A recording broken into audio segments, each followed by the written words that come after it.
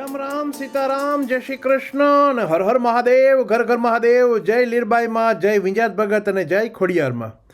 તો કેમ મિત્રો બધાય આનંદમાં છે ને? હવે હું છે ને હમણાં ઘણા ટાઈમથી આ ફોલો કરું છે ને જોઉં છું, પણ કે આપણે અમેરિકામાંથી છે ને ટ્રમ્પ આવ્યા પછી ઘણા માણસોને ડિપોર્ટ કર્યા છે ત્યાંથી, અને ઇવન ગ્રીન કાર્ડ ધરાવતા માણસોને પણ ત્યાંથી ડિપોર્ટ કરે છે. આપણા ઇન્ડિયનને કેટલા બધાને ડિપોર્ટ કરી નાખ્યા, રાઈટ. છેલ્લા અહીં કે 15 વર્ષથી છે ત્યાં, અને છતાંય ગ્રીન કાર્ડ ધરાવે ને છતાંય ડિપોર્ટ કર્યા એમ. ઇન્ડિયાથી ત્યાં બરાબર જતા હતા, એરપોર્ટ ઉપર ચેકિંગ થયું અને ત્યાં ઇમિગ્રેશન ઓફિસરે બોલાવીને ત્યાંથી સીધા રવાના કરી દીધા. એવા કેટલા કિસ્સા બન્યા છે, તમને ખબર છે ને કદાચ ન ખબર હોય તો વાંધો નહીં, હું વાત કરું તમને.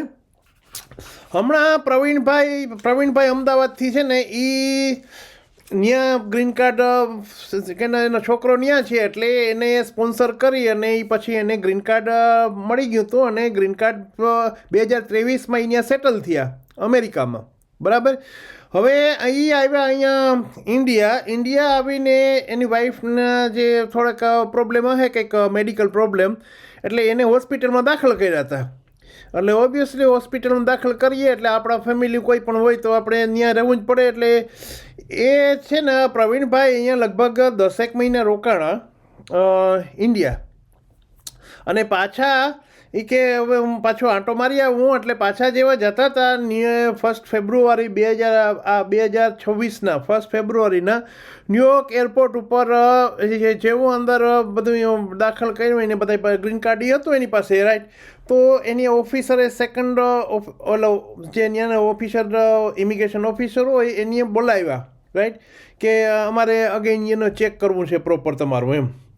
એટલે આને કહે ભાઈ ઓરાઈટ છે, ચેક કરો લ્યો, નો પ્રોબ્લેમ. એટલે એને બધું, કારણ કે એનો કોઈ રેકોર્ડ એવો કોઈ રેકોર્ડ નહોતો કે આ લોકોએ એને ક્રાઇમ કર્યો છે કે એવો કોઈ, રાઈટ. તો એને કીધું કે તમે અહીંયા શું કરો છો, કે ભાઈ મારો છોકરો છે અને મારા છોકરા થ્રુ અમે આવ્યા ને બધું જોયું, ચેક કર્યું.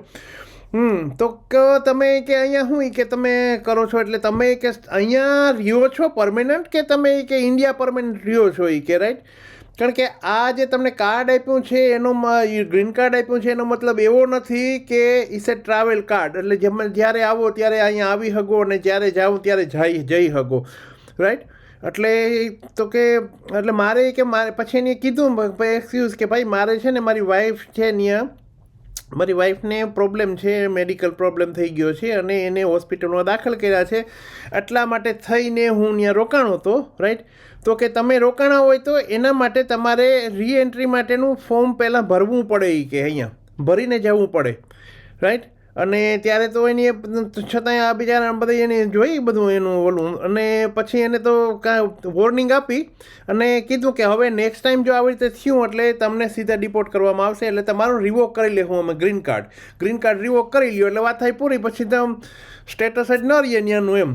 તો આ ગ્રીન કાર્ડ શું છે કે જેવી રીતે અહીંયા આપણે ILR ઇન્ડેફિનેટ લીવ રિમેન્સ જે આપે છે અહીંયા, રાઈટ, તમને આપણે પરમેનન્ટ જે રેસિડન્સી આપે છે રહેવા માટેની, આપણે ભલે ને ઇન્ડિયન પાસપોર્ટ હોય પણ આપણે ટૂંકમાં અહીંયા રહી શકીએ. 5 વર્ષ પછી આપણે એપ્લાય થઈ, અને હવે તો 5ના પાછા 10 થવાના છે અને 10ના 15 થવાના છે, હજી કંઈ નક્કી નથી. પણ જે રીતે અહીંયા PR હોય છે યુકેની અંદર, એવી રીતે ત્યાં શું હોય છે કે ત્યાં તમારે માનો કે કોઈ પણ સિટીઝન આપણા એટલે છોકરા કે ફેમિલી હોય, ક્લોઝ ફેમિલી, રાઈટ.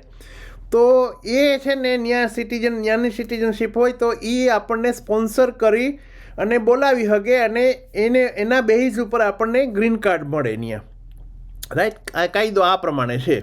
એટલે ગ્રીન કાર્ડનો મતલબ એવો છે કે તમે ત્યાં પરમેનન્ટ રહેવા માગો છો અમેરિકામાં, અને ત્યાં તમારે ત્યાં કામ કરો છો, અથવા તો તમે ત્યાં ટેક્સ ભરો છો, તમારા ધંધો બધો બિઝનેસ બધો, આ તો ટૂંકમાં તમે પરમેનન્ટ રહેવા માગો છો એવું તમારે સાબિત કરવું પડે. એટલે સાબિત કરવું હોય તો શું કરવું પડે, ત્યાં રહેવું પડે, સિમ્પલ. હવે ત્યાં ન રહીએ અને આપણે જો ઇન્ડિયા વધારે રહેતા હોય અને પછી પાછા આપણે તો હાલો ભાઈ હવે આંટો મારી આવીએ છોકરાઓ પાસે એમ આપણે ઇન્ડિયા તો કારણ કે ગ્રીન કાર્ડ છે આપણી પાસે શું વાંધો છે એ કે રાઈટ. હવે આવી રીતે આપણા જે માણસો બધા અહીંયા રહે છે મોસ્ટલી જે ઓલ્ડ પીપલ એ આવું કરે છે ને એટલા માટે થઈને એને ડિપોર્ટ કર્યા છે જે માણસોને એને લીધે કર્યા અથવા તો એનો કોઈ ક્રિમિનલ રેકોર્ડ હોય તો એને ડિપોર્ટ કરે છે રાઈટ. એટલે વસ્તુ આ છે કે તે એમાં ઘણા બધા કાયદા છે એમાં જે ગ્રીન કાર્ડવાળા માટે એમ કે એ રૂલ્સ તમારે ફોલો કરવા પડે પણ અત્યાર સુધી કોઈ ફોલો કરતું નહોતું. આ ટ્રમ્પ સાહેબ આવ્યા પછી આ બધા કાયદાને કીધું કે ભાઈ આ જુઓ બધા ચેક કરો આ ગ્રીન કાર્ડવાળા આવે છે જાય છે રાઈટ મરજી પડે ત્યારે આવે મરજી પડે ત્યારે જાય રાઈટ. તો શું કરે અહીંયા આપણી ઇકોનોમી અમેરિકાની ઇકોનોમીને કંઈ ફાયદો છે એનાથી કે નુકસાન છે રાઈટ. ફાયદો તો કંઈ છે નહીં કારણ કે એ લોકો ટેક્સ નથી ભરતા કંઈ રાઈટ. અહીંયા થોડોક ટાઈમ આવે અને પછી પાછા વયા જાય ને ઇન્ડિયા રહીએ રાઈટ. તો આપણે એનાથી મતલબ શું છે એમ. એટલે એવા બધાને પકડો કે અને કોઈ ક્રિમિનલ રેકોર્ડ હોય તો એને સીધા ડિપોર્ટ કરી નાખો કે. એટલે આ રીતે માણસોને ત્યાંથી ડિપોર્ટ કરે છે. એટલે કહેવાનો મતલબ એ છે કે અહીંયા પણ જે ILR જે છે પરમેનન્ટ રેસિડન્સી તમને મળી ગઈ યુકેમાં તો તમે અહીંયાથી ઇન્ડિયા જાઓ એટલે 2 વર્ષથી વધારે એનો 2 વર્ષનો કાયદો છે અહીંયા રાખ્યો છે કે 2 વર્ષથી વધારે તમે ઇન્ડિયામાં જો રહ્યો એટલે તમારે પાછી રીએન્ટ્રી નવેસરથી વિઝા એપ્લાય કરવા પડે તમારું સ્ટેટસ વયું જાય રાઈટ. અને તમને આપે તો આપે ન આપે તમારે પ્રૂવ કરવું પડે કે શું કામ તમે 2 વર્ષથી વધારે રહ્યા હતા અને શું કારણ શું હતું એમ રાઈટ. હવે આ બધું ટૂંકમાં એટલે હજી તો વધારે સ્ટ્રિક્ટ થવાના છે. હવે આ 2 વર્ષનો કાયદો જ કદાચ નીકળી જાય વહેલા મોડો અને કદાચ એનાથી જુદું આવે. હવે આ માર્ચથી આ એપ્રિલથી કંઈ કહેવાય નહીં. 5 વર્ષના જે છે એ 5 વર્ષનું પણ હવે 10 વર્ષનું કદાચ થઈ જાય. આ બધા હવે કહે છે કે 5ના 10 વર્ષ થવાના છે. હવે અહીંયા જે માણસો ઓલરેડી એને જેને વિઝા છે એને હવે શું થાય કે શું ન થાય રામ જાણે મારો રાઈટ. પણ અત્યારે અત્યારે કોઈ કહેતું નથી. એની ડિબેટ થઈ હતી પણ ડિબેટમાં કંઈ મગનું નામ મરી પાડ્યું નથી રાઈટ કે શું થાય. હવે ILR ન મળ્યો હોય એ પહેલાં એટલે PR ન મળ્યો હોય એ પહેલાં બધા તમે છે ને કેટલી વખત જાઓ છો કેટલી વખત આવો છો એ બધુંય તમારે એનો રેકોર્ડ રાખવો પડે. અને એમાં પણ એનાય પણ કાયદા છે કે અમુક વર્ષમાં તમે અમુક જ દિવસ તમે બહાર રહી શકો રાઈટ. એનાથી વધારે જો બહાર રહ્યા હોય તો તમને પછી આ 5 વર્ષમાં PR જે મેળવવાનો હોય PR પણ તમને મળે નહીં રાઈટ. અને એના બેઝ ઉપર પણ તમને રિજેક્ટ કરી શકે. એટલે આ બધા રૂલ્સ જે છે ને એ રૂલ્સ તમારે ફોલો કરવા પડે. અહીંયા પણ તમે ક્રિમિનલ કોઈ પણ વસ્તુમાં તમારે કંઈ એક્ટિવિટીમાં પકડાવ તો તમને PR આપવામાં આવશે નહીં હવે કારણ કે આ બધા સ્ટ્રિક્ટ થઈ ગયા હવે. ને હવે એને બધાને થઈ ગયું કે આ બધા બહારથી આવે એ કે ખાલી કે આપણે અહીંયા હે ને કમાવા આવે અને એ કમાઈને પાછા બધા જેટલા પૈસા છે એ બધા ન્યાય કે ઇન્ડિયા મોકલી દઈએ ને આપણી કંઈ ઇકોનોમીમાં કંઈ વધારો કંઈ કરતા નથી કોઈ વસ્તુ નથી કરતા. પણ એવું હાવ નથી એમ એ જે માને છે. પણ હવે આની ટ્રમ્પે એવું બધું આખું વાતાવરણ એવું ઊભું કરી દીધું હોય કે ઇકોસિસ્ટમ આખી ઊભી કરી દીધી એવી રાઈટ અગેન્સ્ટ કે બહારના માટે એમ કે બહારના બધા આવે એ છે ને તમારે જોબ લઈ લીધા તમારા એ કે ને કંઈ આપણે કંઈ કરતા નથી ને ઉલટાના આપણે એને પૈસા દેવા પડે. આવી વસ્તુ આવી બધું કર્યું હોય નહીં એમ ને એ બધા માથે પડે આપણે એમ. એટલે પછી માણસોમાં એક વાત મેન્ટાલિટી થઈ જાય કે ના બહારના માણસ તો બધા આવી જ રીતે છે ને આવી જ રીતે કરે છે. એટલે અહીંયા પણ એ જ યુકેમાં આવું જ થયું છે કારણ કે ભેગા આટલા 2-3 વર્ષમાં લગભગ 7-8 લાખ માણસ આવી ગયું અને જ્યાં જુઓ ત્યાં કોઈ દી ઇન્ડિયન દેખાતા નહોતા અમારે અહીંયા તો ન્યાય દેખાવા માંડ્યા ચારે બાજુ.